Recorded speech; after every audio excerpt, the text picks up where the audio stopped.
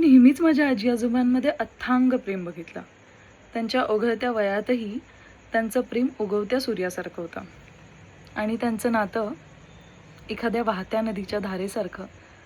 जणू एकमेकांना म्हणत होते, तू धार है नदिया की, मैं तेरा किनारा हूँ, तू मेरा सहारा है, मैं तेरा सहारा हूँ, आँखों में समंदर है, आशाओं का पानी है, जिंदगी और कुछ भी नहीं, तेरी मेरी कहानी है.